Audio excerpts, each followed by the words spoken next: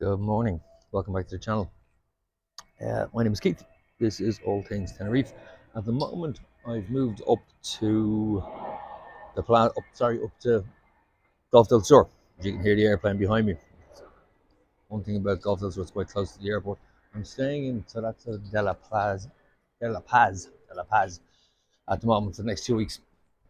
Uh, it's a nice enough complex. It's got two pools, one of which I'll show you now, and another one I will show you on my way back. I'm heading down to the restaurant we were at last night, Kiosco. I'll have a little chat with you on the way down and let you see some of this complex. Hang on a second, I turn this thing around. Now, don't really want to let somebody down here, don't really want to disturb people, but this is one of the pools. This is the bigger of the two pools. And you can see there's plenty of sunbeds. The view is pretty cool as well.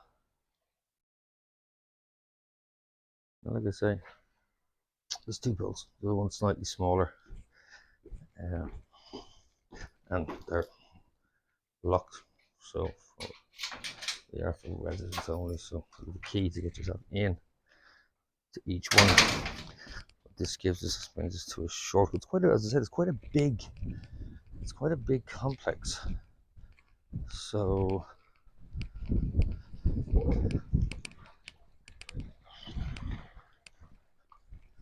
and a lot of steps in it. I'm not sure. I'm gonna have to have a look at it from sort of a mobility point of view, because as you can see, there are steps everywhere, every level, and I honestly don't think that pool is accessible for somebody in a wheelchair or somebody with accessibility issues. Again, I haven't walked the whole place. We're only here a couple of days, but I honestly don't think that it is suitable. Well, that the pool area is suitable, because there are mobility scooters on some of the upper levels that are level with the floor, or with the that are level with the roadway. So, but there's definitely pools. There's no question. Pools are not accessible. So, with that in mind, now you're quite close to, this is San Miguel, and another area called 11 Homes.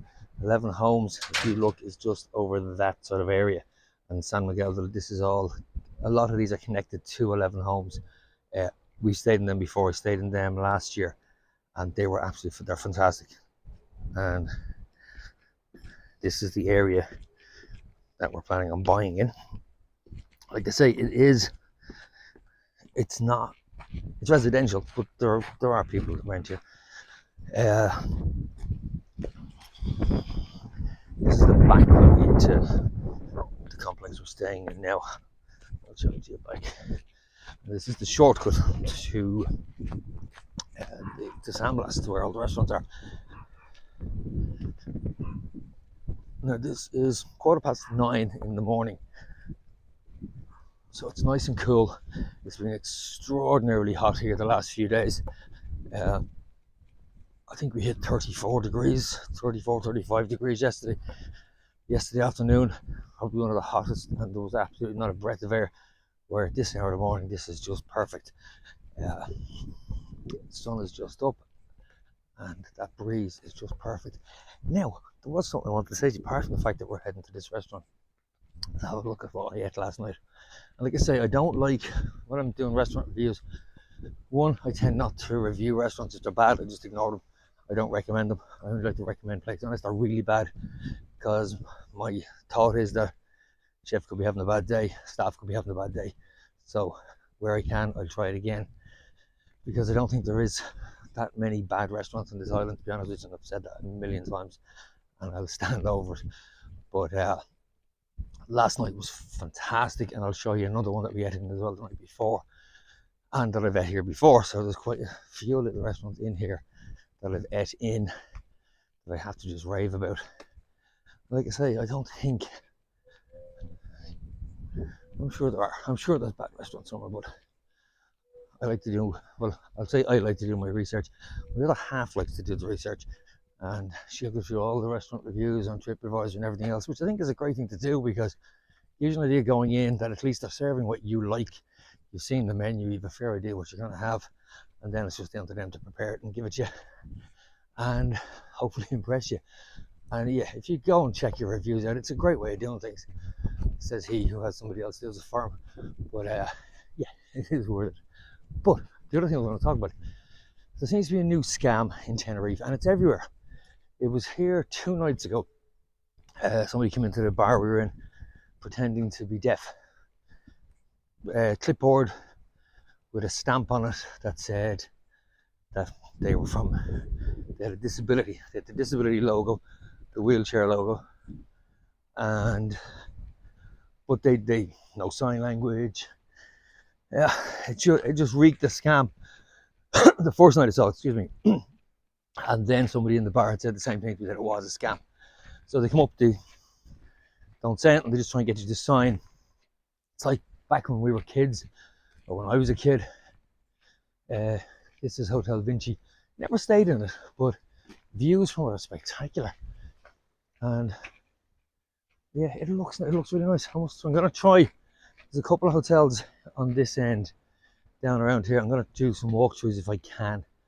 I'll come out early one morning and have a little wander through and see if I can get past concierges and what have you. But yeah, back to, sorry I digress as they always do. Back to the scam. So you go in, he beckons you to sign. It's like buying a lion. When we were kids, and I mean as in buying a lion for a charity, and then we do a charity walk, and you go around the neighbours and you get them to sponsor you, that sort of thing. And people tend to give him €1 or €2 or whatever. There's no fix. It's not like a sign-up thing. But his cash was in his pocket and off he trots. So yesterday we were out shopping on the Golden Mile, and same lad turned up with his buddies. There's two of them, white t-shirts, shorts, blue clipboard, same blue clipboard, same piece of paper, and you sign. And they were approaching people in the shop, and there was a Spanish woman there who wasn't impressed with him, and she reported it to the girl at the checkout, and she was saying that she was, in my limited Spanish, that he was a pickpocket, but it wasn't good. So they went and had a look, but the two of them had long gone at this stage. So just something to be aware of if you're there. Well, if you're in the area. But as I said, we're out in San Blas, which is a good bit away. So for them to be here and the same guy in the centre, as I said, smack bang in the middle on the Golden Mile, yeah, I would be aware of it. It just reeks 100% scam. And as I said, chap in the bar was saying to me that it was, and obviously the money's just gone straight into their pocket. So this is the centre plaza where we ate last night. So Kiosco, yeah, this is where we ate last night, and food was actually fantastic. They do a 3-course meal for, I think it's €14, which we didn't eat off last night. They have a specials list, which we didn't eat off, but you would. It was nothing. You know, sometimes the 3-course specials are, you'd look at it and think there's nothing there to actually eat. Well, not here. It was lovely. Everything on it. I would have ate anything on it. But I had a hankering for fajitas last night, and that's what I had. So starter was prawns, and then Madam had the camembert, the deep fried camembert, and then the shoulder of lamb, which was delicious. I'll tag some photos on there, footage onto it now. So as you can see from the three of them, or those shots, it was lovely, and the food was so flavoursome. Staff were lovely, and that whole bill, including 6 beers, came to like €66 or something ridiculous. And that's what I say about Tenerife. The food here and value for money. I think I know people think that the €14 one was better, and probably was, and I can guarantee you, just as good, because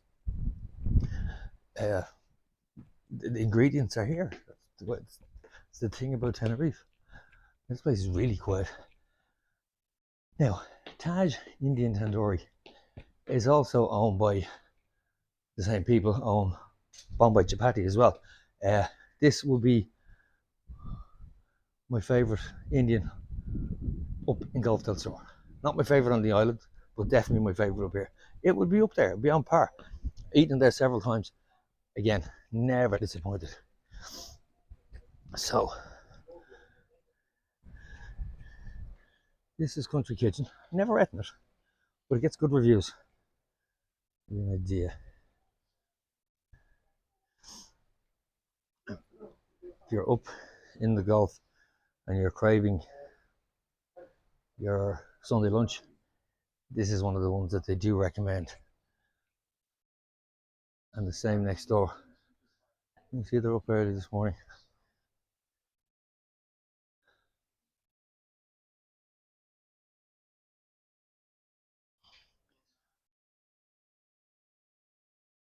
And this little one here, allegedly, according to a friend of mine, the best pint of Dorada on the island. I challenged him to it. I had one the other night. Not bad. Whether it's the best, I don't know, but it was good. Cocktails and drinks again, it's a cocktail bar. Old fashioned 1986. This, let me tell you, if you're up here, book it. It's worth it.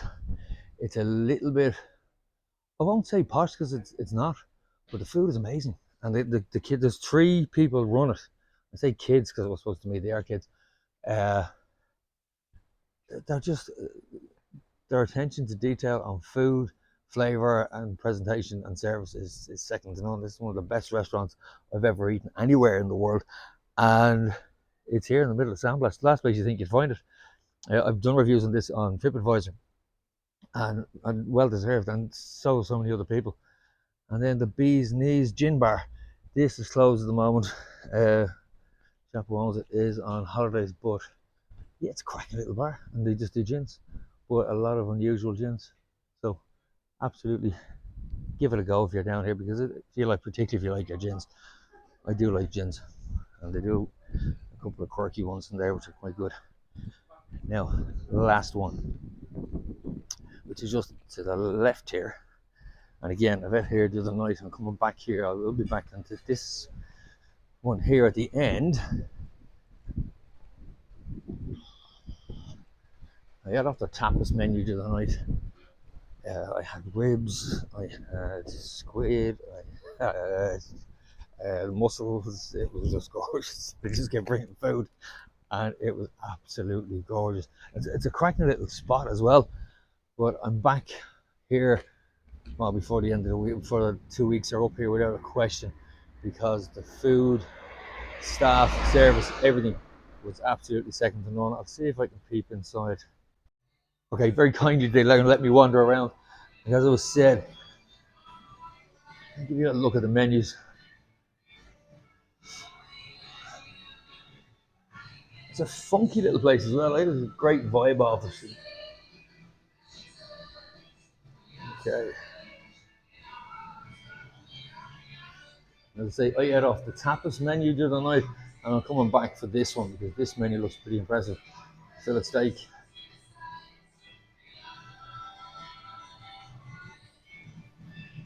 And of course, the thing that we all say we won't have, but we do, the dessert menu.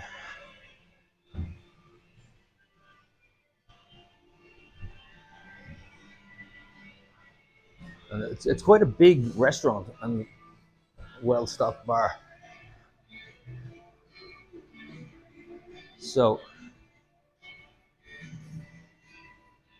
there's the opening hours.